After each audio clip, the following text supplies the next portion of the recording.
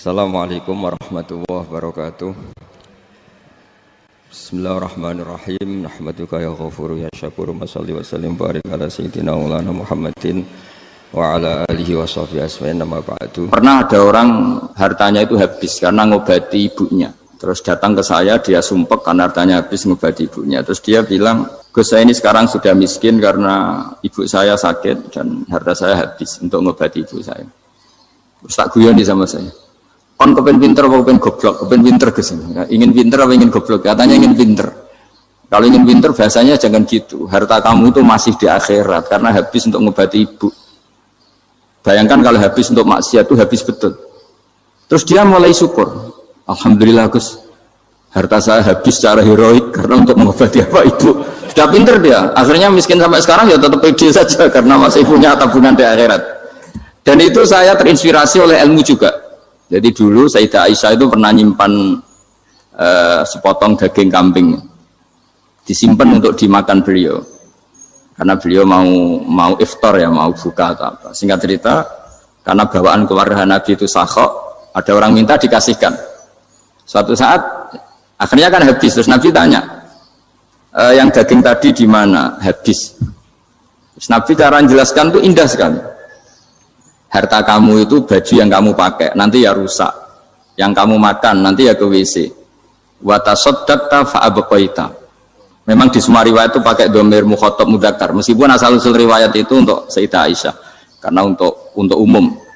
Yang kamu sedekahkan tuh yang masih. Kamu jangan bilang kamu sedekahkan tuh yang habis, yang kamu sedekahkan tuh yang masih. Misalnya saya punya uang 1 miliar misalnya. Terus pernah tak sedekahkan ke fakir miskin atau ke kiai atau ke pondok 100 juta. Itu yang mesti masih, karena kadung di luar kekuasaan kita. Kadung lillahi ta'ala. Justru yang masih itu yang potensi nanti untuk hal-hal yang kurang positif. Semenjak itu orang sedekah itu begitu entengnya karena itu yang masih. Ya tapi tentu sarannya yang tepat ya. Saya sekarang sering kampanye sedekah tepat. Karena misalnya sering saya itu didatangi orang kaya. Sudah dapat gratisan gerutu itu geremeng. Nah ini kita sudah pakai buminya Allah itu gratis, pakai airnya ya gratis, pakai oksigen ya gratis. Kok masih gerutu, itu sudah jadi hamba yang nggak bener itu. Dibayangkan kalau kita pakai oksigen bayar, pakai buminya bayar, pakai airnya bayar semua. Kayaknya kita tidak mampu membayar. Dan kita sama Allah hanya disuruh ikrar, disuruh sujud. Pentingnya ilmu satu bahwa itu akan menjadikan satu perilaku. Misalnya begini ya, dulu itu kiai-kiai Jawa zaman dulu itu berpatokan karena dulu pemerintahan Hindia Belanda, seorang lagi masih pemerintahan Hindia Belanda. Itu dalil yang sering diutarakan itu sebaik-baiknya umara itu yang datang ke ulama, terus sejelek-jeleknya ulama itu yang datang ke umara. Tapi semenjak pemerintahan Indonesia dan kemudian ditandai beberapa tokoh kayak Gus Wahid putra Kiai Hasyim jadi Menteri Agama, ada Gus Wahib putra Kiai Wahab juga jadi Menteri Agama, ada Kiai Fathur Rahman keluarga Mbah Maimun, keluarga Sarang juga pernah jadi Menteri Agama. Kemudian bersamaan dengan itu dibangunlah satu pegangan ilmu. Pegangan ilmu ini penting karena ini yang mengilhami semua orang Islam, terutama ya utamanya ulamanya. Ada seorang ustadz, seorang guru ngaji yang karena melihat rata-rata penguasa itu zalim ya, datang ke Harun Ar-Rasyid. Ini perlu disemak, datang ke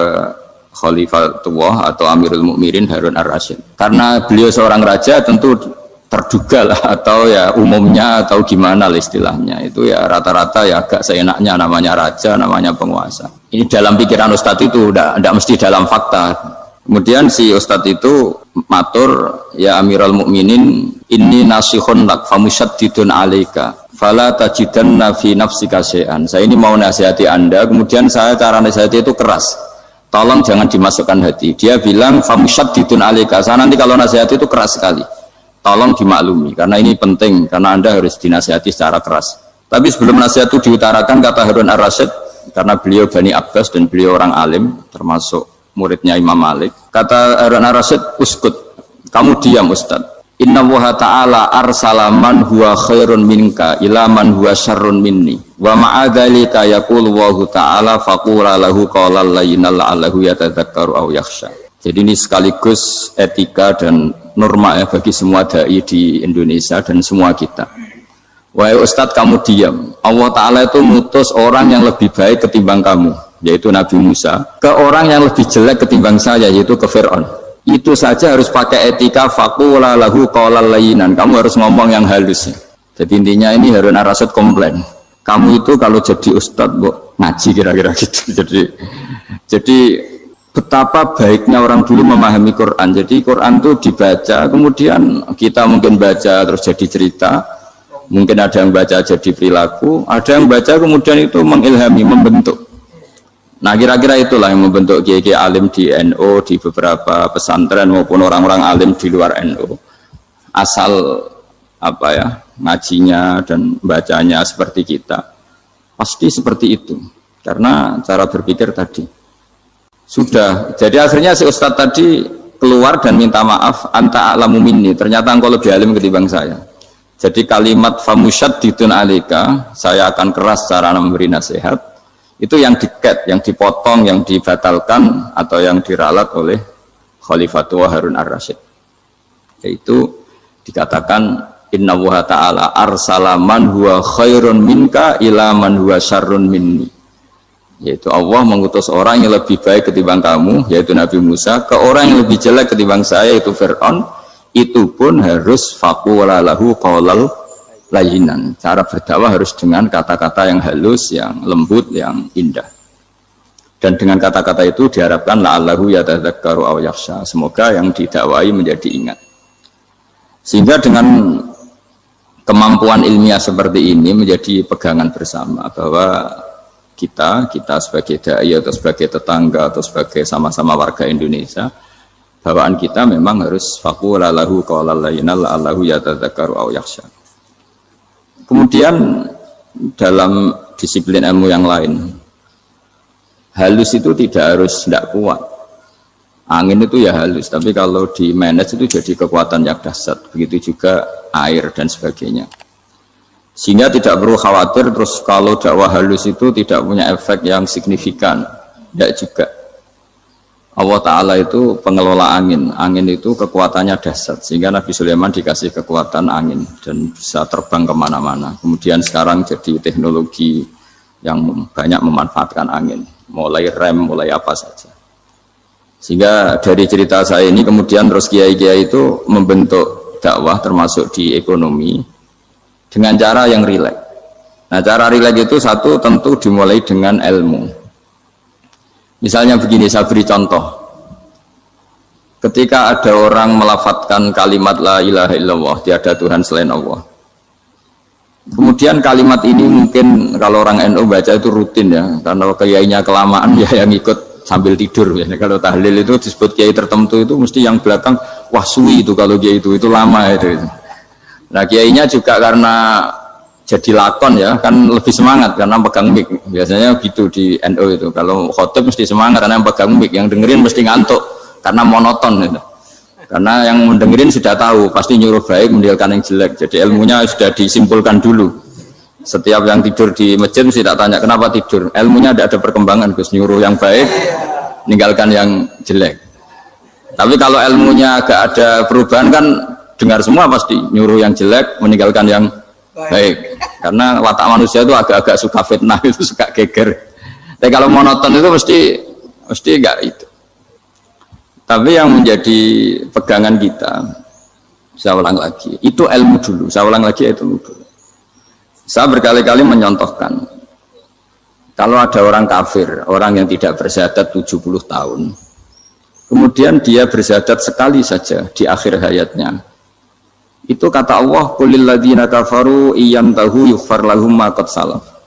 Katakan ke mereka yang kafir, jika dia mau bersyahadat, itu masa lalunya diampuni semua. Sehingga kedahsyatan kalimat ini luar biasa. Orang yang kafir 70 tahun saja, barokahnya la ilaha illallah ini, dosanya bisa diampuni semua. Nah kemudian karena ilmu ini tidak begitu populer atau kurang dipopulerkan, atau kita sendiri kurang menghayati, sehingga la ilaha illallah itu lebih dianalisis cara lafadz ini, pelafatannya ada sanadnya enggak ya gitu. Terus cara melafatkan bareng-bareng seperti itu ada tumpengan ini bid'ah enggak ya. Jadi pertanyaannya sudah tidak tentang keramatnya atau sakralnya atau fadilahnya la ilaha illallah, tapi sudah macam-macam. Wiridan cara seperti ini ada hadisnya enggak, legal enggak, terus ada sanadnya enggak. Jadi saya mohon semohon-mohonnya untuk teman-teman yang di Al-Iman itu harus ngaji ya. Ngaji itu nanti kamu tahu cara mandang sebuah ibadah atau perilaku atau apa sajalah tahu. Karena al-ilmu yurisul ahwal, ilmu itu bisa mengilhami cara pandang. Dulu yaitu saya ulang lagi, ketika zaman Hindia Belanda, karena pemerintahnya Hindia Belanda itu ulama-ulama keras sekali, sejelek-jeleknya ulama itu yang datang ke Umarok. Tapi setelah era Mbah Hashim, era sampai Mbah Maimun, itu mereka peduli sama Umarok, semuanya sama-sama warga Indonesia yang ingin melihat Indonesia yang lebih baik. Sehingga banyak, ya kakak saya sendiri pernah wakil bupati, terus putra Mbah Maimun wakil gubernur, ini teman saya Kiai Hafid ya bupati. Semenjak itu terus, dan itu nggak lepas dari cara pandang.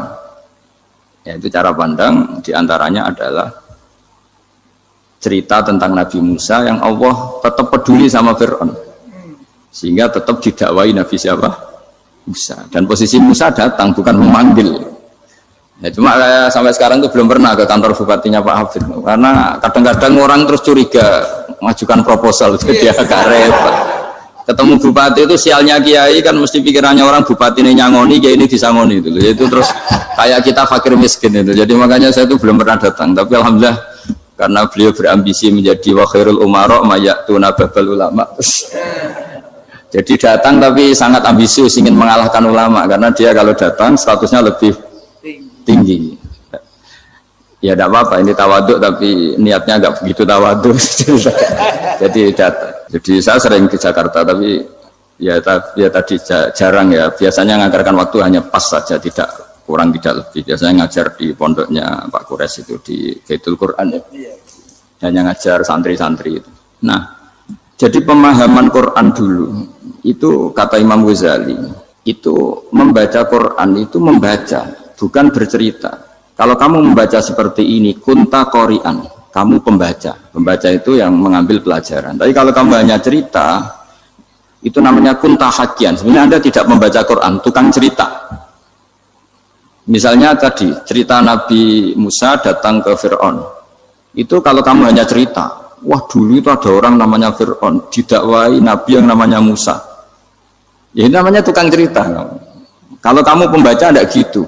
Betapa baiknya Allah, orang sengawur Fir'aun saja inginnya Allah masih ingin diselamatkan dengan mengutus Nabi Musa kekasihnya.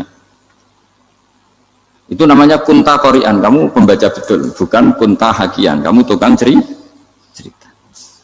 Begitu juga seterusnya tentang Quran ayat-ayat seterusnya. Sehingga yang diharapkan dari pembacaan Quran itu memang kita sebagai ahli baca, ahli mu'tabir ya, ahli yang ngambil pelajaran, bukan tukang apa? Cerita. Sehingga dulu ketika Sayyidina Umar radhiyallahu anhu ketika membuka Baitul Maqdis atau Baitul Muqaddas dan diajak syukuran, pesta-pesta makan itu. Beliau enggak mau. Ketika ditanya kenapa engkau enggak mau? Alasannya itu langsung beliau baca Quran. Jadi saya punya sekian contoh. Saya ulang lagi, saya punya sekian contoh. Orang-orang dulu dengan Quran itu menyatu, bukan sekedar dihafal tapi menyatu. Sehingga bawaannya itu sudah Qurani, sudah Qurani. Saya beri contoh pertama Rasulullah SAW, nanti Umar kedua.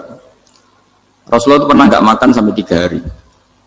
Terus ditanya oleh sahabat, lalu kekuatan engkau bisa hidup apa? Terus menghentikan al-aswadani, maksudnya itu tamar dan air, hanya makan kurma dan air. Tapi beliau tidak ketemu roti atau nggak ketemu nasi lah kalau orang Indonesia. Ketika hari ketiga dikasih makan oleh sahabat, dipotongkan kambing, kemudian baru makan 3 lukmah, kira-kira ya 3 asupan nasi, berhenti. Padahal sahabat yang lapar sama dengan Rasulullah itu membayangkan Nabi itu sampai kenyang, sampai apa. Tapi ketika ditanya, seperti ini pun nanti ada hisabnya. Walatus alunna yauma idzin anin naim. Jadi acara makan-makan gini itu nanti ada hisabnya. Nabi nangis. Akhirnya sahabat nggak jadi nerusin makan. Jadi ketakutan orang dulu sama ketika Sayyidina Umar dijak pesta ketika memenangkan Baitul Maqdis itu. Inna wa ta'ala ayyara qauman. Allah itu mengkritik sebuah komunitas kaum karena apa? Adhabtum thayyibatikum fi hayatikum dunya wastamta'tum biha. Kamu adalah orang-orang yang jatah nikmat kamu sudah kamu habiskan di dunia. Adhabtum itu kalian habiskan jatah kenikmatan kamu di dunia. Wastamta'tum biha, kamu di dunia sudah berpuas-puas. Maka jatah Anda sekarang di akhirat habis. Sehingga Sayyidina Umar enggak mau pesta-pesta karena takut jatah nikmatnya habis. Kata beliau terus astabqi thayyibati, akan saya sisakan sisi-sisi kebaikan saya supaya tidak habis. Corong Jawa itu jadi entek-entekno biar jatahnya masih. Sehingga di dunia kiai itu ya meskipun saya akrab bupati, akrab mungkin wakil gubernur, saya itu ya jarang ketemu. Karena kalau orang Jawa bawaannya ketemu ya makan-makan, guyon-guyon. Nak keterusan ras mlebu swarga. Makanya saya pastikan Pak Yusuf Mansur ke sini tidak akan saya jamin, biar aja, biar jatahnya masih. Jadi ini bukan karena saya biar jatahnya masih. Ya, jadi itu ilmunya kiai. Nah, efek dari ilmu ini dahsyat. Kalau Anda berpikir tentang nasib Anda di akhirat, nanti bawaannya juga tidak akan mudah menyalahkan orang lain, tidak akan menghakimi orang lain karena sibuk dengan dirinya sendiri, tapi tidak dengan makna egois, tapi makna orang baik itu siapa? Orang yang sibuk dengan app pada dirinya, dengan kekurangan pada dirinya, saking sibuknya mikir app-nya sendiri, tidak sempat mengoreksi app-nya orang lain. Itu awal ilmu. Ilmu itu tidak dimulai dari larangan. Kalau larangan karuan, tidak termasuk ahli surga, orang yang suka mengadu domba, tidak termasuk orang baik yang cari kesalahan orang lain. Itu namanya pelarangan. Tapi ilmu itu di atas nahi, di atas pelarangan itu. Kamu punya kesadaran bahwa kamu itu yang penting selamat dulu, jangan memikirkan orang lain. Dengan makna bukan egois, tapi dengan makna supaya tidak menyalahkan apa? Orang lain. Nah, saya termasuk ya boleh dikatakan kiai lah, yang paling fanatik bahwa semuanya itu harus dimulai dari ilmu. Ya saya ulang lagi, dimulai dari ilmu. Nah, dari sini kemudian saya berharap Indonesia menjadi damai, menjadi baik. Itu bukan karena kita baik-baik banget ya, tidak mungkin kita ada nabi, tapi karena sudah sibuk dengan memikirkan kesalahan diri sendiri. Sehingga misalnya kita baca Quran, Rabbana zalamna anfusana, lalu kita langsung ingat betapa hubungan kita dengan Allah itu harus ikrar dulu, merasa zalim dulu, merasa salah dulu. Nah, kalau semua orang merasa salah di depan Allah itu mesti bawaannya agak mudah menyalahkan orang lain, karena kita bilang Rabbana zalamna anfusana. Nah, itulah ilmu-ilmu yang mungkin banyak pembaca Quran tapi hanya baca, atau kalau baca ini tok disebut al-haqi, ahli cerita.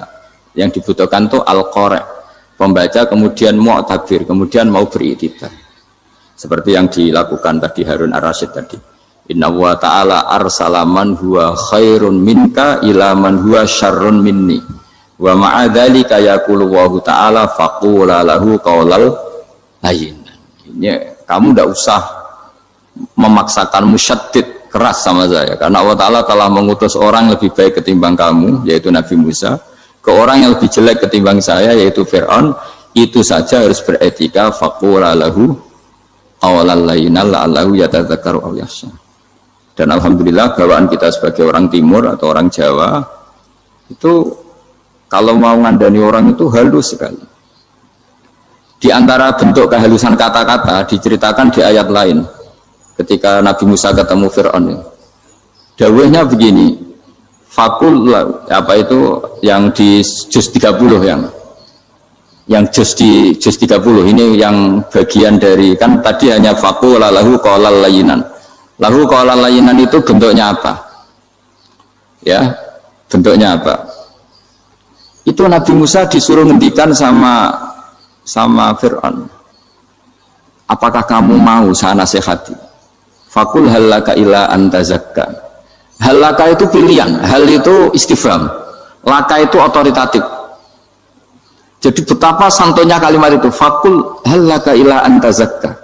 Jadi kalau dimaknani model Pak Hafid, model saya ngaji di sarang itu, halaka onoto iku kedue siro, berhak bagi kamu, berhak bagi anda, apakah anda berhak loh mendapat nasihat supaya anda jadi orang yang lebih baik. Halaka ila antazakka. Jadi tidak kalimat perintah, tapi kalimat pilihan. Apa engkau mau saya beri nasihat? Wahdiyaka ila rabbika fatakhsha. Dan saya beritahu kamu tentang Tuhan dan kemudian kamu menjadi orang yang baik, fatakhsha, orang yang punya khasyah, punya. Jadi kayak apa kalimatnya itu? Napa jenengan kerso? Itu kalau orang Jogja, orang-orang daerah-daerah yang berada. Nyuguhi tamu itu kan ayo makan-makan, itu kan kayak tamunya itu kelaparan. Masa Pak Yusuf Mansur kelaparan? Tidak mungkin kan. Masa Ustaz terkenal kelaparan kan tidak mungkin itu. Monggo napa jenengan ngersakno. Karena bisa saja tamunya itu tidak kerso, mungkin karena darah tinggi, mungkin karena takut dianggap fakir miskin, macam-macam kan orang enggak. Itu kalimatnya itu halaka ila anta zakka. Kayak apa indahnya dakwah. Halaka ila anta zakka. Itu ada kata laka itu ya terserah jenengan mau enggak. Wa ahdiyaka ila rabbika fatakhsha. Nah, itu yang disebut membaca. Kunta qori'an la hakian. Anda benar-benar membaca Quran, bukan sekadar penceri. Nah, kemudian ini yang terakhir saya juga baru, sebenarnya saya itu nggak pernah bilang sanggup itu, tapi Pak Ustadz Zakaria itu GR terus. Sampai tadi pagi itu saya belum tahu kalau ada acara ini.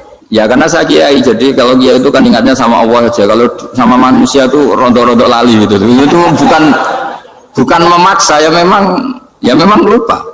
Sejauh mana sih pentingnya manusia kan tidak penting cara ilmu tasawuf itu. Tapi karena ini titipan Rasulullah SAW terus menjadi penting kan. Dititipi umat gak jenengan itu yang ya, sudah ngaji ngatur kiai ribet itu. Kiai ini biasa ngaji kan, kiainya yang ngatur, santri ini enggak. Pak Yai ngaji tanggal ini jam ini. Itu kan mengabaikan semua aktivitas kiai. Padahal jam ini mungkin saya punya jam. Mungkin jalan-jalan atau ngaji atau mutolaah atau munajat. Gara-gara Pak Zakaria ini kan terus Mas Tamam ini yang provokasi. Harus ngaji di jam ini, tema ini. Saya itu kalau ngaji ditentukan tema itu, ini memang saya agak keras di bab ini. Itu kayak ibarat gini loh. Saya ini dokter, kemudian ada orang yang sakitnya itu jantung, terus bilang ke saya, Pak dokter sembuhkan kukul saya. Wong penyakit ekstrimnya itu jantung, kok bila disembuhkan apa? Kukul. Kan gak penting, sembuh tidak sembuh, kukul itu kan gak penting. Jerawat itu. Kiai itu tahu kesalahan paling fatal manusia itu akidah. Tapi kadang-kadang mintanya ilmu yang tidak akidah, yang gak penting. Jadi kadang-kadang kiai itu ya digurui betul kalau di Indonesia. Misalnya ini tidak nyindir loh, memang marah betul loh kalau di bab-bab seperti ini. Tapi ini biar jadi ilmu masif, ilmu yang general. Saya ulang lagi ya, Anda jadi dokter, tahu pasien Anda ini penyakit jantung kronis atau sudah fatal lah sudah. Terus orang itu bilang, Pak Yai, itu Pak dokter, tolong obati kulit saya supaya tidak jerawatan. Kamu bilang ini orang aneh enggak? Aneh kan? Nah, kiai juga gitu. Saya sering itu ada orang mau haji itu, Gus doain saya jadi haji mabrur. Pernah belajar haji Pak? Dereng. Mungkin enggak orang belum belajar nyuper terus kemudian minta didoain, Gus saya mau nyuper doain selamat. Nyuper aja enggak bisa kok minta doa selamat. Harusnya urutannya kan belajar dulu baru minta doa. Tapi kali ini aliman bener ngajaknya akidah dulu, ahli sunnah. Nah itu bener karena akidah itu hal yang prinsip memang harus. Kalau kebetulan nggak bener taruh visi betul. Untungnya kalau temanya bener.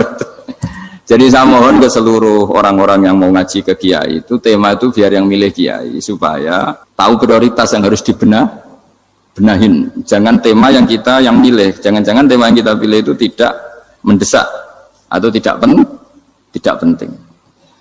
Ini bukan apa-apa, ini saking ingin baik saya ya, keinginan baik saya supaya dulu zaman sahabat ya gitu. Kalau ada pertanyaan salah sama Nabi dibenerin, cuma Nabi terlalu bijak, cara benerin tuh enak. Kalau saya karena tidak Nabi saja ya agak-agak kasar kan, kalau tidak Nabi tidak wajib bener terus. Yang wajib bener terus itu Nabi. Saya beri contoh ya. Nabi itu ngendikan tentang kiamat. Kiamat itu dahsyat, mengerikan gini-gini. Kalau pikirannya orang kampung itu begini, Nabi ini aneh. Cerita kiamat dahsyat tapi nggak ada tanggalnya, nggak ada tahunnya. Harusnya ada dong biar kita bisa persiapan. Sehingga Nabi disomasi di tengah-tengah khutbah itu, ya Rasulullah mata sa'ah. Nah, karena ini orang Bedui, Nabi nggak dengerin, maju ulang lagi. Mata sa'ah ya Rasulullah. Ketika Nabi mengabaikan itu ada dua kelompok sahabat, yang satu bilang lam yasma, Nabi tidak dengar sehingga mengabaikan. Yang kedua bilang sami'a wa kariha, Nabi sebenarnya mendengar tapi tidak berkenan. Tapi diulang lagi ketiganya, ya Rasulullah mata sa'ah. Akhirnya Nabi jawab, mau tidak mau, karena kalau enggak ya namanya orang Bedui ngomong terus. Nabi balik tanya, ya karena cara berpikir dia kalau kiamat itu jelas kapannya kan bisa persiapan itu. Paling enggak pas mau kiamat terus pas ngaji Quran apa kan bisa persiapan itu. Akhirnya Nabi balik tanya, ma'atatalah, Kalau kamu berani tanya kiamat, lalu persiapan kamu apa? Ya, terus orang itu bilang masyhur itu, ma'adatullah kabira sholatin wala siyamin wala kadza wa kadza walakinni uhibbuka. Saya sebenarnya tidak punya persiapan ya Rasulullah, cuma persiapan banyak puasa ya enggak, banyak sholat enggak, tapi saya mencintai engkau. Masyhur itu jadi hadis paling legenda, almar'u ma'aman ahabba, sebagian disebut anta ma'aman ahbabta. Ini kata semua sahabat yang di masjid.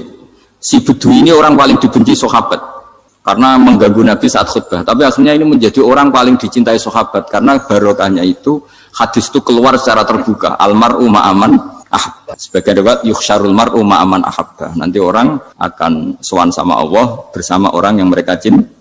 Nah, itu sahabat-sahabat fama farihu ba'dal Islam farahahum biadal hadis. Mereka tidak pernah senang setelah masuk Islam sesenang hadis ini. Karena kita tidak perlu soleh-soleh banget, cukup nyintai orang apa? Soleh gitu. Makanya saya sekali bilang itu ya, kadang-kadang saya jadi orang alim itu ya rugi.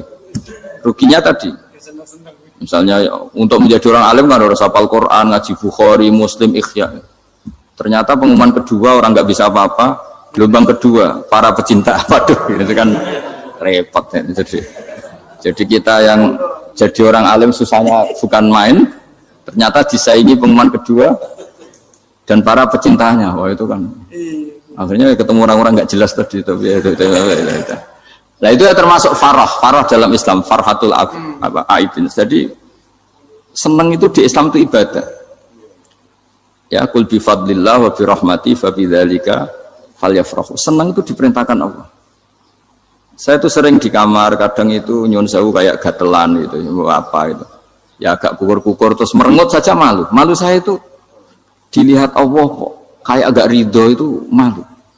Ya kayak tadi lah, kamu dikasih rumah gratis, kemudian pas yang ngasih datang kamu kelihatan cemberut, itu yang ngasih kan mangkel. Udah dikasih gratis masih cemberut. Sama hubungan kita dengan Allah itu semuanya dikasih gratis.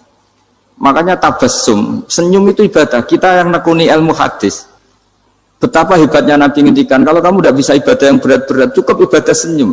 Kadang ngendikan tol qati wajhin, kamu cukup berwajah yang indah, yang menyenangkan. Tabassum, senyum. Kalau kamu tidak bisa membalas jasanya orang yang ngasih, minimal kamu senyum, minimal kamu kelihatan senang gitu. Makanya senang itu sudah ibadah.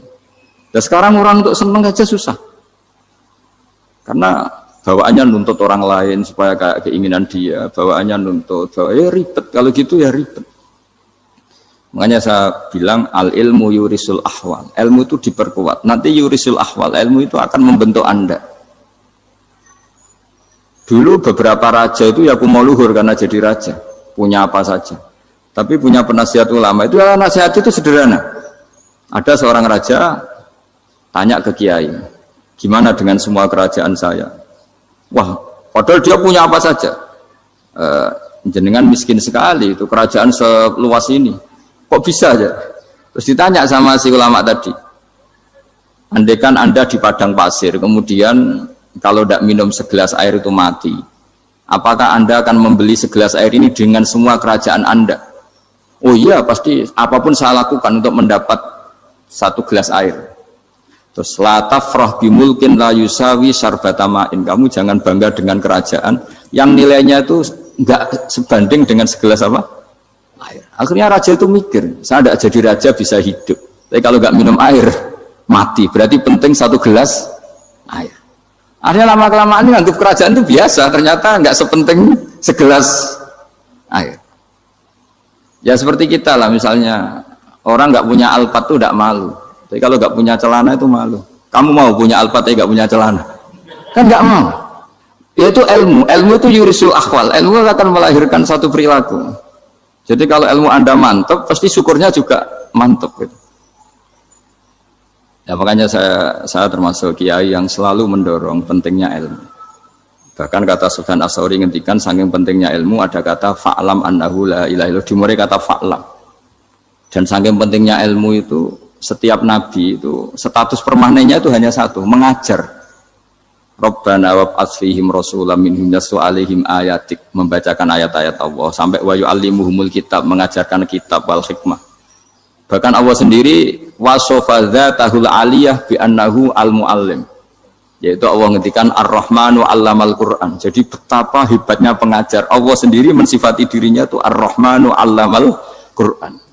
Allah itu Maha Rahman yang mengajarkan Quran. Di surat Iqra juga disebutkan Iqra wa rabbukal akram alladzi 'allama bil qalam. Jadi Allah mensifati dirinya sebagai pengajar. Kayak apa pentingnya mengajar? Karena al-ilmu yurisul ahwal. Ilmu ini melahirkan satu sikap. Pernah ada orang hartanya itu habis karena ngobati ibunya. Terus datang ke saya, dia sumpek karena hartanya habis ngobati ibunya. Terus dia bilang, Gus, saya ini sekarang sudah miskin karena ibu saya sakit dan harta saya habis untuk ngobati ibu saya. Terus tak guyon di sama saya. Kon kepen pinter apa kepen goblok? Kepen pinter Gus. Ingin pinter apa ingin goblok? Katanya ingin pinter. Kalau ingin pinter bahasanya jangan gitu. Harta kamu itu masih di akhirat karena habis untuk ngobati ibu. Bayangkan kalau habis untuk maksiat itu habis betul. Terus dia mulai syukur. Alhamdulillah Gus, harta saya habis secara heroik karena untuk mengobati apa ibu. Sudah pinter dia. Akhirnya miskin sampai sekarang ya tetap pede saja karena masih punya tabungan di akhirat. Dan itu saya terinspirasi oleh ilmu juga. Jadi dulu Sayyidah Aisyah itu pernah nyimpan sepotong daging kambing, disimpan untuk dimakan beliau.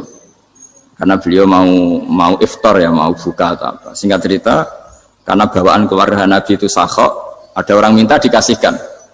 Suatu saat akhirnya kan habis. Terus Nabi tanya, yang daging tadi di mana? Habis.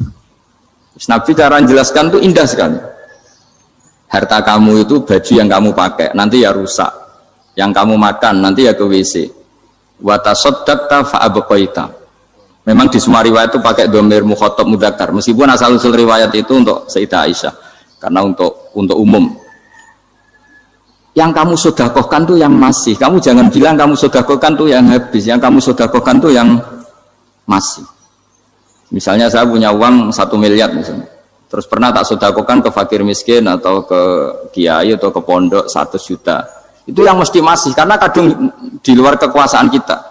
Kadung lillahi ta'ala. Justru yang masih itu yang potensi nanti untuk hal-hal yang kurang positif. Semenjak itu orang sedekah itu begitu entengnya karena itu yang masih. Ya tapi tentu sarannya yang tepat ya. Saya sekarang sering kampanye sedekah tepat karena misalnya sering saya itu didatangi orang kaya. Gus, saya ini punya uang banyak, ingin punya masjid biar dipakai orang Jumatan. Terus saya bilang, kamu ingin jadi orang baik betul apa baik versi Anda? Baik betul Gus.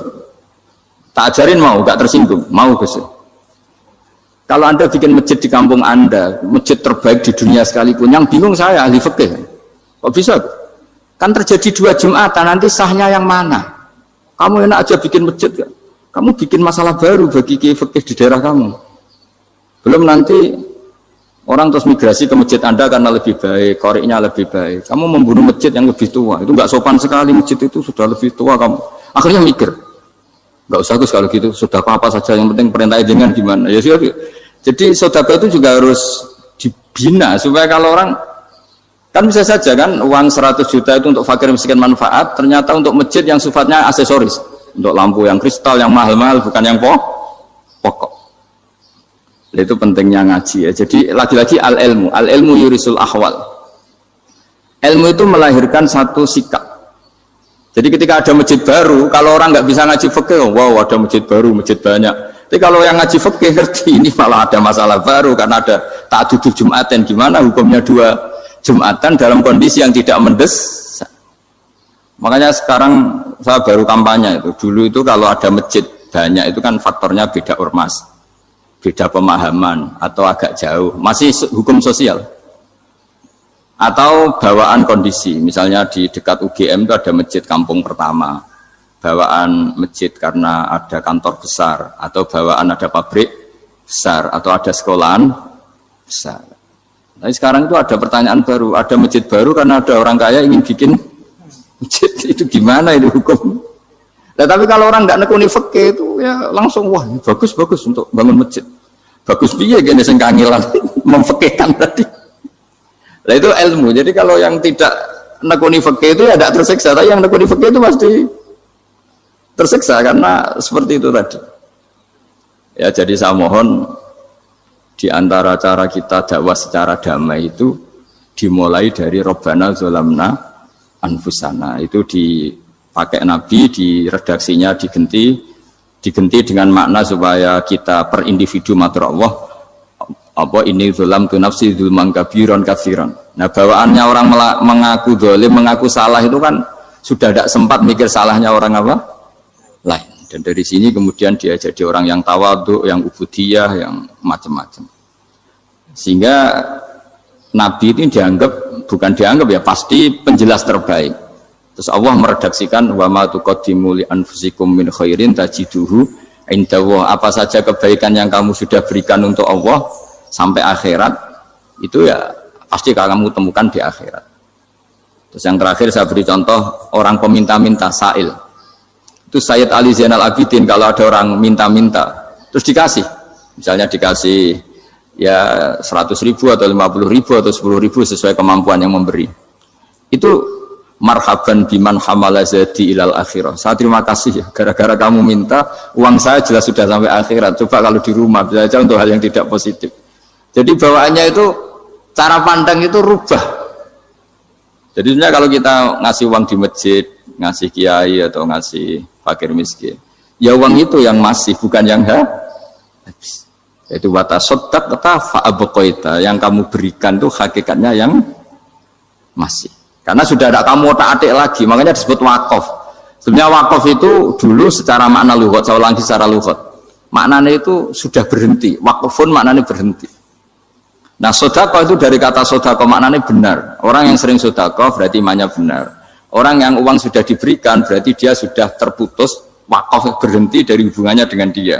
Sudah dikasihkan berarti selesai. Sehingga wakaf dan sedekah itu sebenarnya maknanya saling melengkapi.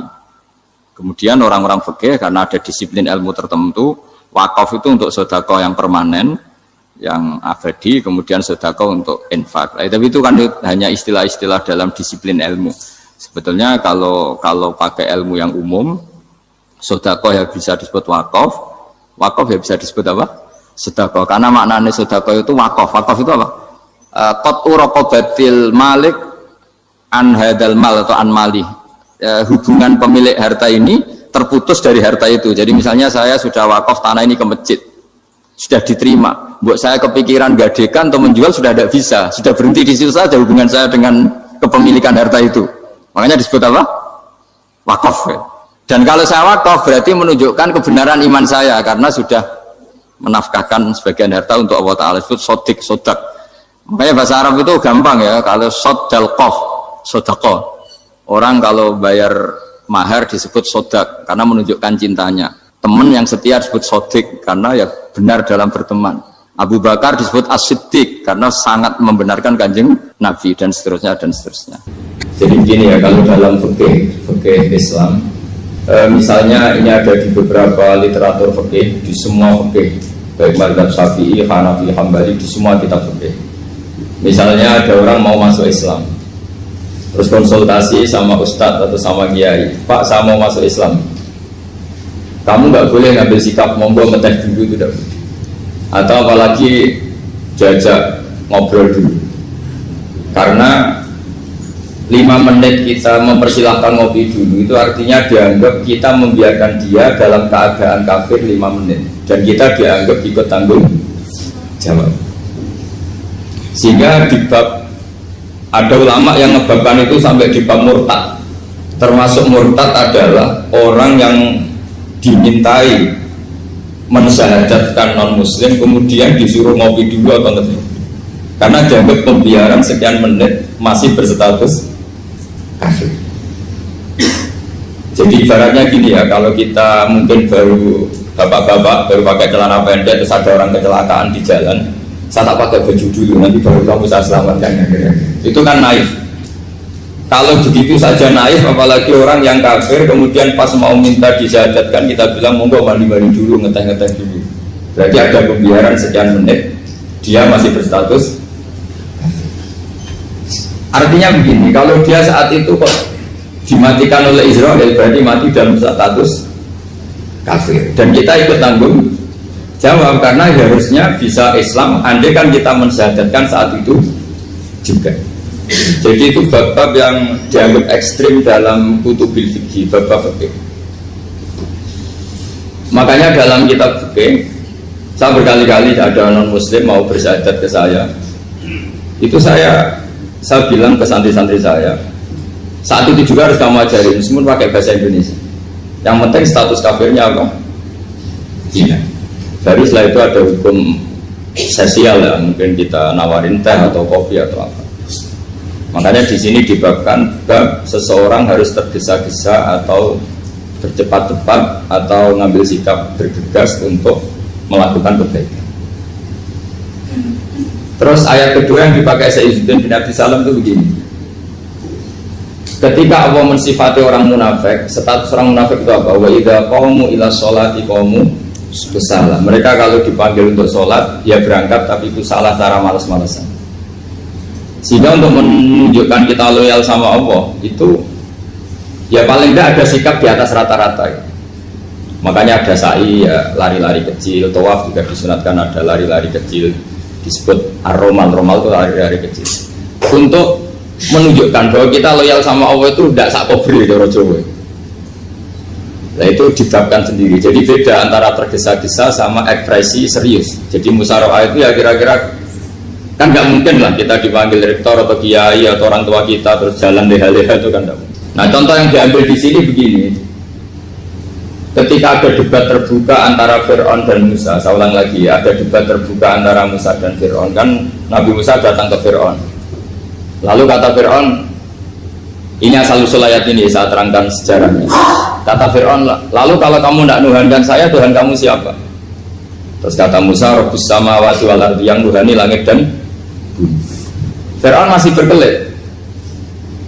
Kalau Tuhan di bumi, setahu saya kemana-mana yang dituhankan saya, kata Fir'aun. Ma'alim tulakum min ilahin ghairi. Terus Nabi Musa masih ngendikan, ya sudah Tuhan yang nuhani langit. Terus Fir'aun manggil Haman itu arsitekturnya Fir'aun.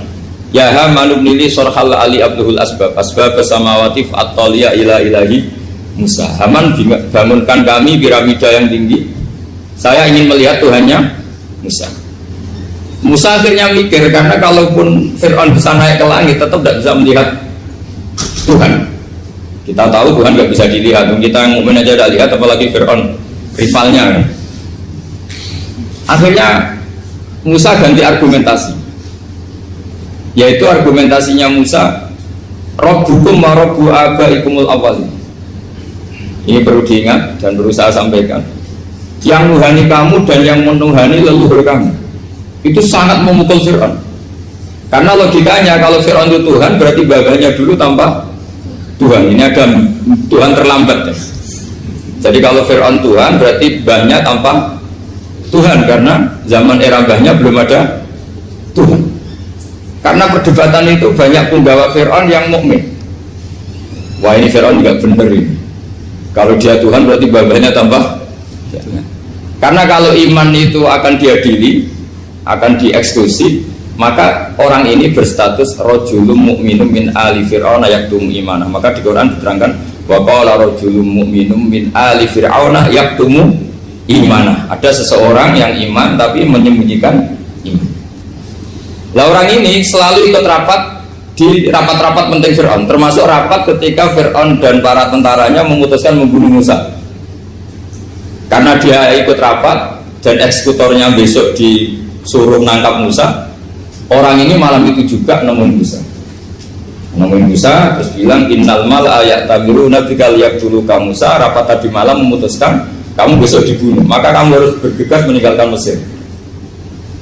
Nah, dari kesimpulan itu, dari cerita itu kemudian diambil cara hukum fikih bahwa untuk menyelamatkan darah harus jasa, harus bergegas. Andai kan Musa itu kok sak kobre, sak sempate, maka keburu. Andai kan ini rojul ini tadi, orang tadi penasihat tadi kok sak kobre ya, maka berarti Musa terlanjur tertang. Jadi itu pentingnya ulama ya. Jadi cerita yang linier, cerita yang seakan-akan cerita di tangan ulama tetap menjadi al-ahkam al-fiqhiyah, menjadi ketentuan-ketentuan apa? Fikih. Jadi yang diambil di sini adalah lelaki tadi yang ikut rapat jadi bergegas menemui Musa, memberitahu kalau kamu besok mau dieksekusi, fakhrus, maka kamu harus secepatnya keluar dari Mesir untuk menyelamatkan diri. Terus oleh Sayyidina bin Abi Salam dibabkan bab harus tergesa-gesa menyelamatkan darahnya orang apa? Islam. Jadi ini penting saya sampaikan. Jadi al-qasas ya, semua cerita di Quran itu tidak sebagai cerita, karena Quran tidak ingin melahirkan pendongeng, tapi harus menjadi ibrah, menjadi teladan. Jadi makanya terus di kitab-kitab ulumul Quran diterangkan al-qasas ya, beberapa cerita di Quran adalah semuanya menjadi ketentuan fikih. Saya ulang lagi ya, semua cerita yang ada di Quran itu menjadi ketentuan fikih, meskipun alurnya apa? Cerita. Kayak tadi kan alurnya cerita bahwa lelaki ini bergegas nemui Musa supaya Musa cepat keluar dari Mesir. Terus dibabkan babul musaroah ila musifid. Saya teruskan. Wa kama la ra'ayna ma yaqtulu musliman law tabtu alaihi la qatalahu fal musaroah ila takhrisihi min wajibatun. Idlaisal unatu mahmudatan fi kulli syai'in falaha mawatin tuhmadu fiha wa mawatin tutammu fiha wa kadzalika al musara'a wal lain wal dhulta wa ghairuhuma. Terus cara berpikir ulama, saya pernah baca dalam satu sejarah ulama besar namanya Sufyan Ats-Tsauri. Sufyan Ats-Tsauri itu menjadi wali itu gara-gara kalau sholat di masjid itu beliau datang sebelum azan. Saya ulang lagi, beliau datang sebelum adzan. Ditanya, kenapa kalau kamu datang sebelum adzan? Saya ini gak ingin jadi hamba yang buruk. Hamba yang buruk atau pembantu yang buruk adalah setempe untuk dipanggil. Misalnya kita tahu majikan kita pasti manggil jam 7. Kemudian jam 7 itu Anda masih ngopi, masih tata-tata, itu kan tidak menghormati majikan. Harusnya kamu setempe di jam yang saat itu pasti majikan Anda memanggil. Kata beliau, saya tidak ingin seperti pembantu yang buruk, datang nunggu apa? Di mana? Jadi itu ada beberapa spirit ya, atau inspirasi dari aturan-aturan mahabbah. Sebab itu ketika Allah kritik orang munafik, wa idza qamu ila sholati qamu kusala, ketika dipanggil sholat mereka datang bermalas-malasan. Karena tidak ada cintanya sama Allah, maka datang berlambat-lambat. Nah, berarti kalau ekspresi cinta mengharuskan kita datang bercepat. Makanya dalam istilah lain di Quran ini termasuk balaghatul Quran. Di juz 25 itu istilah menuju Allah itu fafirru ilallah. Kita tahu firar itu maknanya lari apa jalan biasa? Lari. Jadi untuk mengekspresikan mahabbah kita, kangen kita pada Allah, cara bahasa Arab isak kita, berontok kita sama Allah, tidak diistilahkan jalan tapi fafirru ilallah, harus bergegas berlari. Begitu seterusnya. Maka kalau ada orang Islam, terus ini konsekuensi hukum, ada non muslim minta, Pak Bah, saya tolong ajarkan syahadat. Nggak boleh saya bilang gini, monggo ke dalam dulu. Padahal perjalanan ke rumah saya misalnya setengah jam, nggak boleh. Saat itu meskipun sambil berdiri-diri harus kita tauhidkan. Kamu yakinnya Allah itu satu, Tuhan Allah, harus. Karena kalau ada perjalanan ke rumah 5 menit terus dia kecelakaan, belum syahadat, statusnya mati apa? Kafir. Dan kita ikut terlibat karena sebetulnya bisa mengislamkan saat itu juga. Analoginya kayak tadi, orang kecelakaan di jalan karena kita pakai celana pendek, contoh sini bisa tak pakai baju dulu, habis itu diludes truk. Itu kan kita ikut salah karena kita yang punya kesempatan. Tentu yang disalahkan yang punya kesempatan, karena merubah status dari potensi kelides truk menjadi sama sekali gak potensi kelides truk dengan kita inggirkan, meskipun kita dalam keadaan tidak ideal. Sama, orang kafir yang mau masuk Islam itu umumnya kiai kan kadang sebagian disuruh mandi dulu, itu salah sebetulnya. Itu salah sekali, sangat salah. Apalagi nunggu seremonial di masjid, nunggal toko-toko, itu bujutnya salah. Itu gak cuma salah, bujutnya salah. Jadi salah yang akut, itu salah besar. Kalau seremonial monggo, tapi kalau mengislamkannya saat itu. Apalagi seremonial seminggu lagi nunggu tokoh terkenal, nunggu di syuting dulu, wah itu perilaku show, itu bukan mengislamkan itu. Makanya kita kadang itu, kita yang sebagai peneliti fikih itu kadang itu enggak sreg gitu. Masa mau Islam nunggu di masjid dulu, di syuting dan tokoh-tokoh, itu salah. Itu sama dia kamu lihat orang kecelakaan mau menyelamatkan, ini ada wartawan enggak? Minta di syuting dulu setengah mati. Jadi kita normal saja dalam Islam, sesuatu yang mendesak, yang emergensi ya perlakuannya harus cepat. Sehingga dibabkan faslun fil musaroah ila musifid fitina. Jadi ada beberapa contoh di Quran memang aturannya seperti itu. Makanya semua redaksi Quran tentang menuju Allah diredakseno fafirru ilah. Makanya di tawaf ada ekspresi romal, jalan agak cepat. Di sa'i juga ada momen-momen kita harus romal, berjalan cepat. Di beberapa aturan juga seperti itu. Ya saya ulang lagi, di beberapa aturan Islam juga seperti itu. Nah sekarang efek di hukum haji. Saya banyak baca literatur haji. Haji dalam aturan Islam itu wujuban tarofian, wajib yang tidak langsung mendesak. Kemudian semenjak ada fakta kita harus nunggu, daftar tunggu, itu kita sebagai ahli fikih itu gampang. Misalnya gini, saya umur 20 punya uang, sekarang berapa daftar? 25 juta ya. Saya umur 20 punya uang 25 juta. Saya jomblo misalnya, ya butuh nikah, ya butuh macam-macam. Itu wajib daftar haji apa enggak? Karena kalaupun daftar nunggu 20 tahun. Nah sekarang kalau ada orang umur 50 tahun punya uang 25 juta, menurut Anda wajib daftar saat itu apa enggak? Mau daftar saja bisa game gitu. Jadi kalau misalnya umur 50 ditambah 25 kan 75. Itu kalau orang sumpah sudah tetap mati itu. Maka itu menjadi pertanyaan, apakah fikih ini kita rubah? Karena dulu kan orang itu longgar semua. Karena haji zaman Nabi pun tidak langsung dilakukan saat pertama diwajibkannya haji.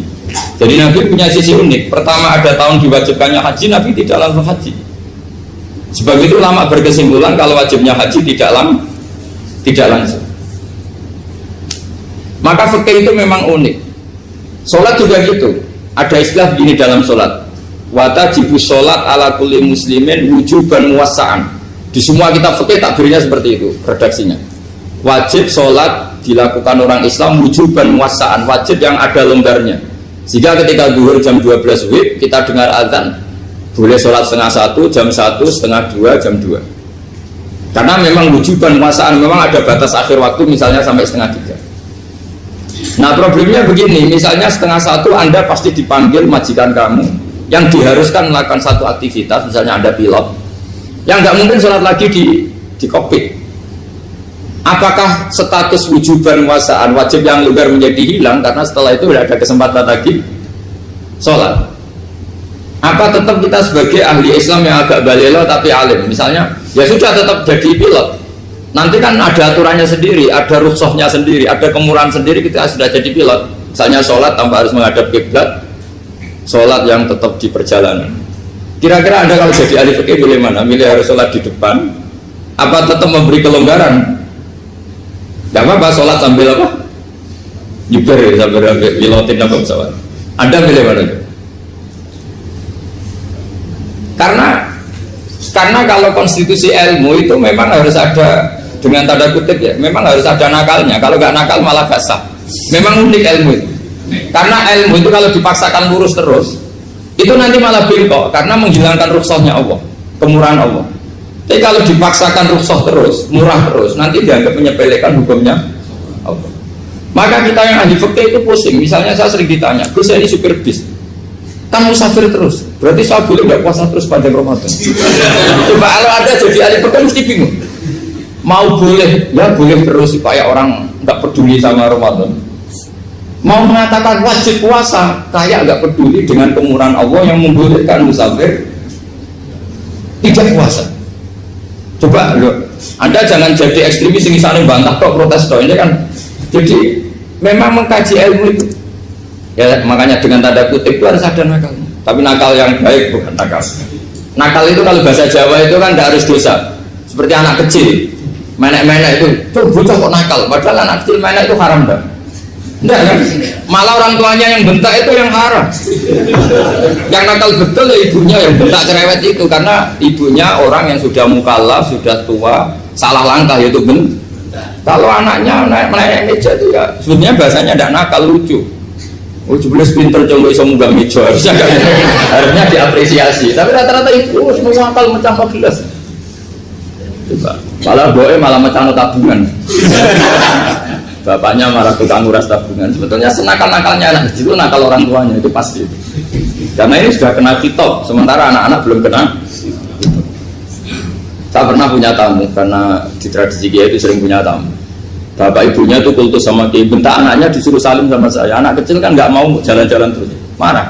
Tak marah orang tuanya tak marahin. Yang dosa itu kamu bentak anaknya. Kalau anak kecil itu kena diskon rufi al-qalamu an salasin. Di antara aturan Islam apa? Tidak ada keharusan bagi 3 orang. 1 anak kecil sampai balik, 2 orang tidur sampai bangun, 3 orang gila. Artinya anak kamu itu tidak kena khitab untuk sopan sama saya. Kamu yang kena khitab baru sopan sama anak-anak. Dan ini ada Jawa itu kadang keliru. Jadi orang tua itu marah-marah memaksakan anaknya sopan. Padahal Allah memberi diskon anak kecil itu belum wajib sopan. Gak apa-apa ada tamu naik-naik gitu. Asal masih anak kecil. Makanya Rasulullah ketika beliau sholat sujud itu Hasan Husain itu naik. Cara Jawa Nabi itu 3 tumpahan. Semua riwayat mengatakan Nabi itu diam saja gak berani ngangkat. Sampai sahabat itu ada yang ngomong ini Nabi sujud lama sekali ada apa? Jadi kita punya riwayat itu ya baru kayak sahabat yang agak nakal. Semuanya itu sujud, tapi bareng di atas rata-rata ada sahabat yang belakang ngomong siapa tuh ini sujudnya kok lama. Barokahnya itu ditemukan riwayat. Oh ono putune tuh. Karena Hasan itu naik di atas punggungnya apa? Nabi itu kan tidak ada yang ngomong, riwayat ini tidak ditemukan. Barokahnya ada yang ngomong itu mungkin kalau sekarang mungkin semua masjid ngomong karena orang sekarang jarang yang khusyuk. Kalau dulu hanya 1 yang di belakang. Setelah itu Nabi memberi penjelasan, saya tadi sebetulnya harus mengakhiri sujud saya sesuai aturan umum, tapi ada cucu saya tak biarkan sampai dia puas naik punggung saya, sehingga dia turun baru saya naik. Filosofinya apa? Begini, anak kecil 1 udah kena khitab, 2 jangan sampai sholat itu jadi problem. Kalau Nabi minta Hasan membentak, putul mau boleh sholat kok diganggu, maka sholat menjadi trauma. Gara-gara sholat bahasa bentak saya, lama-lama anak ini trauma dengan sholat karena dianggap problem. Makanya saya termasuk kiai nggak berpendapat anak kecil nggak boleh di masjid. Sering kan anak kecil di masjid wajib khutbah rame. Saya termasuk setuju tetap boleh. Kalau dibentak di masjid maka dia trauma dengan masjid. Bangsa ke masjid dibentak. Lagi pula kadang-kadang orang tuh gaya-gayaan dok. Wah rame orang khutbah rame nih. Padahal kalau nggak diramein anak-anak malah dia tidur. Kita kan nggak bisa menjamin kalau perilaku kita lebih baik gitu. Mendingan kan anak-anak main di masjid timbang di karaoke kan. Jadi kan, ya ini maksudnya saya, ini fikih ya, fikih itu wilayahnya, makanya jadi ahli fikih itu susah-susah gampang. Jadi kan jangan hanya berpikir protes dengan ketentuan fikih, mengkaji yang sebanyak-banyaknya itu tadi. Misalnya Anda seorang supir permanen, supir bis bersama, kalau truk kan bisa lihat-lihat, kalau bis kan apa ada deadline-nya ya waktu, seperti bis jurusan Surabaya Semarang, saya kan sering naik bis jurusan Surabaya Semarang. Kadang-kadang supirnya melihat saya tanya, Gus saya ini supir. Saya ini Ramadan itu gimana ya? Ya saya sudah ngerti setengah nakal dan senengnya dijawab rasa poso ya saya tahu. Tapi masalahnya secara fikih kalau kamu mengharapkan kamu harus puasa terus, kamu melanggar konstitusi ilmu. Memang musafir punya diskon? Boleh? Tidak puasa. Pertanyaannya bayarnya kapan? Mengsawal jadi nyupir lagi, juga jadi nyupir lagi, nanti sampai Ramadan ya. Nah terus ya pas kamu cuti, biasanya cutinya pas sakit, boleh diskon lagi karena sakit. Coba. Nah, andai kan ada jadi ahli fikih milih zaman. Lu kalau orangnya soleh terus kayak ustadz di sini kayak dosen UI kan, masa dosen UI Universitas Islam nggak Islami kan nggak mungkin. Mungkin memilih poso kan. Masalahnya ini kan hukum untuk orang kebanyakan, nggak boleh hukum musuh gak kuat. Sahur jam 3:30 ngambil vitamin pokoknya harus kuat. Itu tidak hukum, itu saran. Hukum itu beda dengan saran. Hukum itu hanya berpijak musafir itu boleh stop. Kalau saran memang boleh, ya usahakan kamu makan 3:30 pas fit nyumpir. Terus kalau nyumpir selesai jam 10 nanti istirahat. Memangnya majikan bisa ngatur jamnya? Itu fikih. Maka menjadi perdebatan yang namanya pergi itu apa? Menurut Imam Syafi'i pergi itu ya dari rumahnya ke tempat yang asing yang tidak wilayahnya namanya pergi. Menurut Imam Ahmad bin Hanbal enggak. Pergi itu tidak kerja. Jadi orang yang supir yang seperti itu namanya tidak pergi tapi kerja. Tanyakan ke publik, misalnya jenengan ke UI, istri kamu atau suami kamu ditanya, istri kamu kemana? Kira-kira jawabnya bilang pergi jalan-jalan atau bilang kerja? Kerja. Makanya kata Imam Ahmad bin Hanbal mudi musafar atau orang yang berprofesi, yang profesinya memang harus pergi kayak traveling atau supir, maka itu namanya tidak pergi, namanya itu kerja. Karena apa? Sekali distatuskan pergi, maka ikut status yang dikatakan Allah dan Rasul, dapat diskon, boleh tidak puasa. Maka terus kita debat tentang definisi. Nah, definisi ini penting karena yang menjadikan hukum rubah itu definisi. Misalnya gini, Mbak ini ngaji saya. Statusnya kalau pakai status saya ajnabi, orang lain Bapak ajnabiyah, maka hukumnya saya melihat Bapak ini haram karena statusnya ajnabi melihat ajnabiyah yang tidak mahram. Tapi kalau di fikih itu ada statusnya. Antara lelaki boleh muwajahah sama perempuan adalah satu untuk belajar, dua untuk muamalah, tiga untuk kesaksian, empat untuk pengobatan. Itu kan ada pengecualian.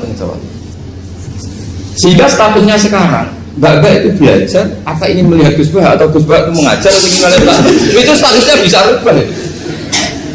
Makanya kalau sebetulnya kalau kita marung di warung misalnya Padang, kita nggak pilah-pilah, kebetulan pelayannya perempuan itu masih bisa dipilah secara fikih. Saya muamalah marung, cuma kebetulan penjaganya. Tapi masalahnya Pak ini punya daftar penjaga yang cantik, masalah. Maka pertanyaannya itu marung ke situ demi marung apa demi melihat? Tidak jawab saja. Demi marung apa demi melihat? Kalau demi marung sepaket yang penjaga yang sangar-sangar juga banyak. Ayahnya kalau demi makan, penjaga yang cowok kan banyak. Kalau demi melihat, berarti yang dihitung kan niatnya. Berarti karena muamalah apa karena melihat? Melihat. Itu status. Jadi makanya kalau mudi musafar itu namanya orang pergi atau orang kerja? Orang kerja. Maka menurut pikirannya Imam Ahmad bin Hanbal seperti itu harus puasa karena dia adalah pekerja, bukan musafir. Lalu dalam masalah jumlah 3 hari misalnya, kalau dalam fikih kita, nggak saya kenapa ngomong fikih terus ya, karena banyak yang melupakan fikih. Jenengan pergi haji, zaman Nabi haji itu jamak dan qashar terus. Padahal hajinya Nabi itu, haji itu minimal kan berapa hari minimal itu? 9, 10, 11, 12. Sebenarnya haji itu minimal hanya 4 hari. Karena 13 Dzulhijjah bisa nafar apa? Awal. Kalau nafar awal berarti nggak ada kewajiban nafar sani. Berarti yang wajib betul kan 9, tanggal 9 wukuf di Arafah, terus 10 biasanya ifadah sama balang jumroh apa? Akobah, terus 11, 12 itu kan sudah boleh cabut karena apa? Nafar apa? Awal. Berarti nggak usah nafar apa? Sani. Berarti hanya berapa? 4. Tapi Nabi haji di Mekah Madinah itu sampai 40 hari karena perjalanan. Pertanyaannya, ketika Nabi menjamak dan mengqashar itu cara Imam Syafi'i lis-safar. Karena Nabi orang Madinah datang ke Mekah dengan jarak 460 kilo, maka Nabi boleh jamak dan qashar. Jadi pikiran Imam Syafi'i, jamaknya Nabi itu lis-safar karena pergi. Cara pikiran Imam Malik enggak, jawabnya Nabi itu lin-nusuk. Nabi menjamak sholat itu karena melakukan ibadah haji. Efeknya adalah orang Mekah kalau haji itu cara Imam Malik meskipun jaraknya dekat boleh apa? Boleh apa? Qashar, boleh jamak qashar. Lalu terus ada pertanyaan fikih lagi. Lalu jamak qashar itu karena pergi apa karena masyaqqah? Karena repot. Coba kalau sampean kira-kira jawab. Misalnya kita orang kaya bawa uang 1 miliar naiknya Alphard, ada supirnya, ada ajudannya, pergi di jarak 100 kilo. Masyarakatnya kan tidak ada sama sekali, apalagi di tol kebetulan nggak macet. Kira-kira boleh jamak nggak? Boleh, Gus, karena pergi, tapi kan nggak ada repotnya sama sekali. Dibanding misalnya yang ngebis bawa beras 1 kintal gitu, udah gitu suruhan orang lagi kan pusing. Maka fikih ini untuk memberi hukum itu, kalau fikih itu menstatuskan dulu. Ini orang boleh jamak itu karena masyaqqah apa karena safar. Lalu kalau setelah karena safar itu karena jaraknya apa tingkat masyaqqahnya. Kalau karena jaraknya ya tidak juga. Tidak juga gini maksudnya. Mungkin Anda tidak pernah terpikir begini. Kalau saya mau ke Jakarta, kemudian sampai Purworejo itu sudah waktu zuhur, saya boleh nggak zuhur di situ sama saya? Boleh kan? Padahal perjalanan saya belum capai. Artinya nunggu boleh jamak itu setelah kita menempuh jarak itu apa menuju, sedang menuju dan niat. Sedang menuju dan niat. Misalnya saya mau ke Jakarta, saya orang Sleman mau ke Jakarta, itu sampai mana itu Magelang itu sudah boleh jamak kan? Boleh kan? Boleh karena saya mau ke. Nah pertanyaan secara fikih mungkin ada tidak terlintas. Ternyata ditelepon sama istrinya nggak jadi pergi. Padahal sholatnya kadung di jamak duhur dan asar. Apakah setelah di rumah sholat lagi? Tapi nggak pernah mikir gitu. Jadi orang fikih itu sudah pusing, makanya jangan diprotes terus. Kita ini sudah pusing. Ya orang itu enak aja protes terus. Nggak perlu dilingat nanti wajib sholat lagi enggak? Dia bolehnya jamak kan berdasar berstatus musafir. Ternyata selama Magelang ditelepon istrinya tidak jadi. Dia kadang sholat duhur dan asar. Setelah pulang masih jam 1. Terus ada asar, wah sholat jam. Kalau menurut Anda sholat lagi apa enggak? Jangan saran. Kalau saran, wah sebaiknya sholat lagi. Itu tidak hukum, itu saran itu namanya. Saran dengan hukum beda. Sholat lagi beda. Ketika ada jaga itu berdasar malas atau berdasar hukum? Apa? Nah kalau Anda sholat lagi, pertanyaannya gini, Allah itu tidak punya tradisi mewajibkan 2 kali. Pertanyaan fikihnya mesti gitu. Dan saat Anda di Magelang menjamak itu melakukan sesuatu yang disahkan oleh agama. Berarti pas Anda jamak duhur asar, sesuatu pas melakukan itu kan berstatus sah dan boleh. Meskipun setelah itu ada masalah, istri kamu nelpon terus pulang. Tapi pas itu kan sudah dinyatakan oleh malaikat sah, Anda sudah duhur dan asar.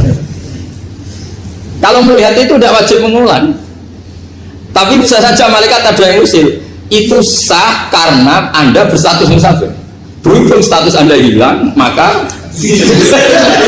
poin Anda sudah sholat juga hilang. Kamu milih fikih yang mana?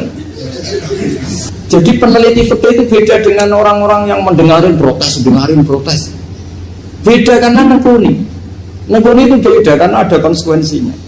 Makanya fikih itu sampai saya punya kitab fikih itu dikarang satu orang itu jumlahnya 20 jilid, per jilid itu segini. Jadi satu meja ini dikarang satu orang. Itu mulai yang presisi, yang detail sampai yang khayal.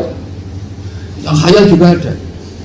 Yang khayal itu tadi beliau banyak menghayalkan diri. Suatu saat Anda datang ke Mekah itu hanya butuh waktu 20 menit. Zaman itu belum ada pesawat. Lalu budak jamak, budak nakal. Nakal itu begini. Sama orang kaya punya jet pribadi, misalnya Anda Ronaldo masuk Islam, orang kaya. Itu bisa nggak puasa? Karena begini. Misalnya dia orang, contohnya orang Arab ya, orang Arab, jangan orang. Dan contohnya itu dibalik saja. Di sini itu kalau imsak jam berapa? Imsak Ramadan jam berapa?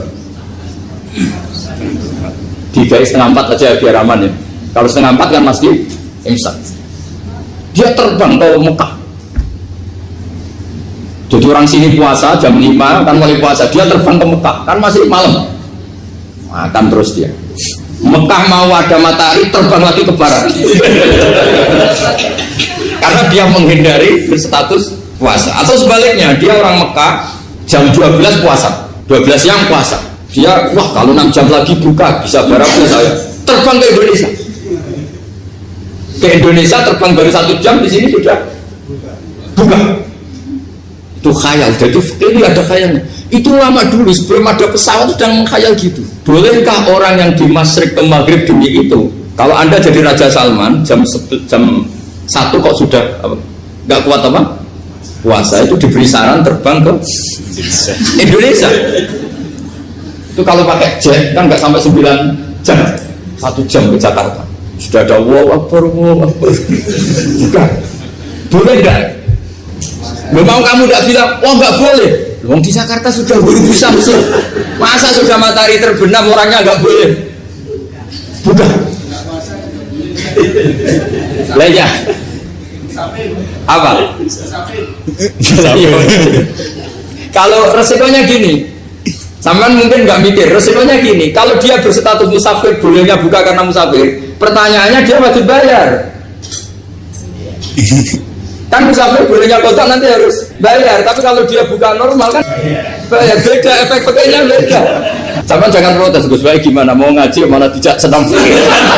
Ini kan ngajinya para dosen, para pegawai, jadi harusnya itu jadi mufti, ngaji untuk jadi mufti, bukan ngaji untuk mendengarkan. Jadi makanya saya mohon jangan sering protes sama ulama itu sudah pusing. Karena efek-efek hukum itu tidak gampang. Kayak tadi misalnya kalau dia boleh buka atas nama musafir, resikonya wajib bayar. Masalahnya Raja Salman ini mau enggak ya? Dia inginnya. Maka pertanyaannya itu kitab yang milik saya tadi yang 20 jilid tadi. Ulama itu mulai dulu sudah membayangkan bagaimana kalau suatu saat ada satu kendaraan. Kenapa ulama bisa bayangkan itu? Karena ada buruk. Meskipun mereka nggak numpak buruk, hanya Rasulullah, tapi kan bisa bayangkan ada toyul waktu. Waktu itu bisa dilipat. Karena ulama dulu ahli astronomi, jadi bumi itu bulatnya gini, muternya gini. Berarti suatu saat ada satu ilmu di mana orang ngambil satu posisi terus melewati toyul waktu, ngalami lintasan waktu. Mulai dulu itu sudah dibicarakan. Pertanyaannya lalu status orang ini kayak apa? Misalnya tadi orang Mekah ingin cepat buka terbang ke Indonesia. Orang Indonesia menghindari imsak, misalnya 3:30, dia belum sahur. Wah kalau saya di Indonesia ini sifatnya sahur. Wah saya tak terbang ke Mekah. Enak kan terbang di Mekah ternyata masih jam 8. Wah bisa makan sepuasnya jam 8 malam, maksudnya jam 20. Kan enak ya. Baru warak balik ke Indonesia terus jam 1 siang. Jam 1 siang kalau ini cepat buka terbang ke timur langsung buka. Berarti dia kira-kira masa aja 3 jam. Tapi terus ya mungkin kalau sampean tahu kok sudah repot-repot ngono tinggal dulu buat sinetron kok buka dewe. Itu tidak hukum, saran itu namanya apa? Kalau hukum tetap tadi yang dikatakan puasa adalah imsak, mulai jam imsak sampai hurufus. Lalu pertanyaannya lagi, hurufus samsi sampai imsak itu konversi jam apa nyata-nyata hurufus samsi? Kalau yang dilewati khatul istiwa itu nyata, fi'lan, kalau dalam bahasa Arab fi'lan awaqiyah. Tapi kalau Anda orang kutub, saya sering kirim-kiriman surat sama mufti-mufti yang ada di Timur Tengah, di Eropa, konsultasi maksudnya. Orang kutub itu kan tidak ada matahari, tidak ada apa-apa. Jika kalau Anda baca kitab di kutub, mesti Gus Baik ajaran pembohong. Misalnya orang kutub ngaji saya, kamu harus subuh sebelum matahari terbit. Sekali matahari terbit, waktunya hilang. Duhur setelah matahari agak ke barat. Asar kalau matahari terbenam, hilang waktunya. Terus mereka bisa bilang, mataharinya di mana? Maka pertanyaannya, boleh gak mengkonversi waktu untuk orang kutub? Jadi misalnya pola umum subuh jam 4:30, berarti antara subuh dan qadha itu 1,5 jam. Subuh sama zuhur polanya berapa berarti? Kalau 4:30 sampai jam 12 itu 6 sama 7,5. Berarti ya kira-kira habis subuh nunggu 7,5 jam baru zuhur, nunggu 3 jam baru asar, nunggu 3 jam baru maghrib. Berarti waktu puasa kira-kira antara jam 4 sampai jam 6. Berarti berapa jam itu? 12 sama 2 14 jam. Oke, berarti orang kutub harus puasa 14 jam, tidak bergantung waktu mata. Tapi ada lagi pertanyaan lucunya gini, lalu 14 jam itu dimulai dari mana? Apa asal 14 jam? Apa harus ada konsensus setarnya? Masih ada PR lagi. Menurut kamu gimana? Ada konsensus setarnya dimulai jam 4 dini hari. Apa asal jumlahnya? Imsak 14 jam. Mikir lagi ya. Itu di Denmark itu ada satu musim di mana siang terus sampai sekian bulan. Siang terus sampai orang sana itu capek.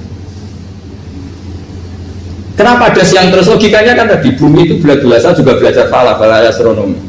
Kalau tepaan kamu di sisi yang barat agak utara atau agak selatan, matahari ini terang terus.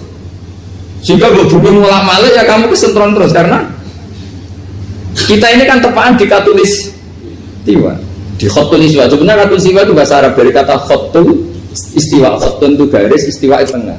Islam itu oleh Allah memang dipilih di tempat paling top yaitu Mekah. Mekah Ka'bah itu suratul ardi. Jadi sebelum ditemukan ilmu astronomi itu Nabi sudah ngendikan Al-Ka'bah suratul ardi. Ka'bah itu pusarnya bumi.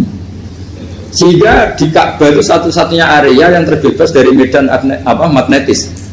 Karena dari utara dan selatan benar-benar di tengah. Maka potensi jam paling akurat di dunia itu hanya jam yang di Mekah itu. Karena apapun akuratnya teknologi di Amerika atau Jerman, karena jam itu dari logam tetap ketarik medan magnetis, entah berapa 00, tetap kena. Misalnya jam di Jerman lebih dekat mana kalau Jerman, mesti ketarik medan magnetis, entah berapa kadarnya, karena materi jam dari logam. Sementara di Mekah karena di tengah itu terbebas dari medan magnetis. Nah, sehingga yang segaris dengan Mekah kayak Indonesia itu semuanya khotul istiwa. Nah kalau khotul istiwa normal itu artinya ya 12 siang secara umum ya 12. Sehingga ulama Indonesia kalau ngaji itu lebih gampang, lebih tidak dianggap bohong. Karena ya ada terbitnya matahari, ada zawalus syamsi, ada wurudus syamsi. Coba kalau kitab itu Anda baca di kutub utara sama kutub selatan, murid kamu bingung semua. Ini gimana Ustadz, tidak ada matahari kok semuanya diukur pakai matahari. Lalu pertanyaannya dikonversi kan? Pertanyaannya kalau dikonversi pakai apa? Asal 14 jam, apa harus sepakat dimulai jam berapa? Milih mana? Milih sepakat. Pertanyaannya kalau sepakat, ukurannya siapa yang jadi ahlul halli wal aqdi?